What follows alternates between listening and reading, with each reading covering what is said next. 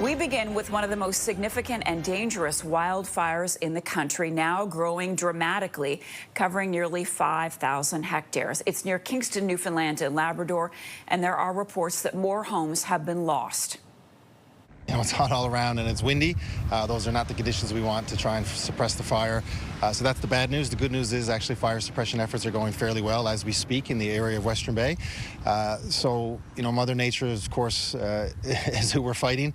But I think it's important to recognize that the firefighters are doing a good job and suppression is working at the moment.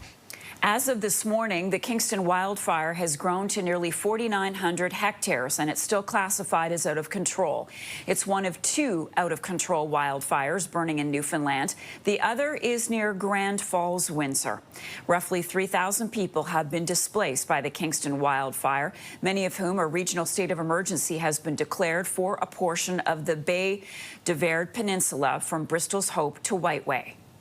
Meantime, fire crews in Ontario are using water bombers to try to contain a wildfire burning out of control in the Kawartha Lakes region.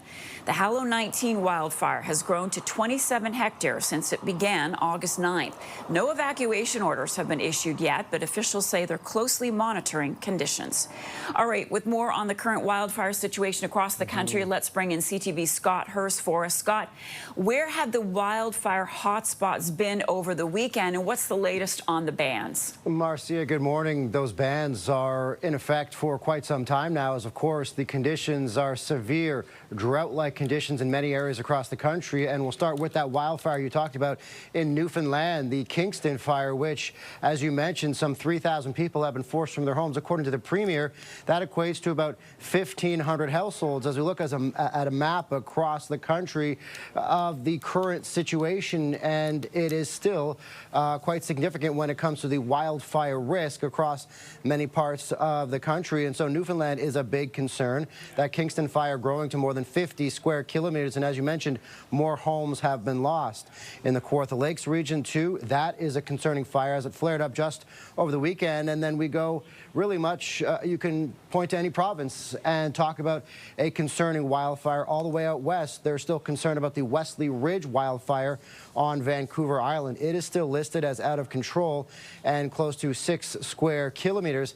But as I mentioned, you can throw a dart at pretty much any province and talk about a concerning wildfire, as there are still more than 150 wildfires in Manitoba, close to 90 in Saskatchewan, Marcia, and about 100 burning in British Columbia. So it is a real firefight from coast to coast, and it is still quite a concern, as there are still several weeks left of the incredibly hot and dry time of the summer months, Marcia. Yeah, what's the fire forecast, if you will, Scott? Yeah, there are more than 700 fires burning across the country right now, and the forecast doesn't help. When we look out ahead and how concerning it is right now, it doesn't really get any better in the weeks ahead. According to the Canadian Interagency Forest Fire Centre, there are even about 24 fires that flared up in just the past 24 hours, and now more than 73,000 square kilometers have burned this wildfire season. That is the second worst on record, except for 2023. The last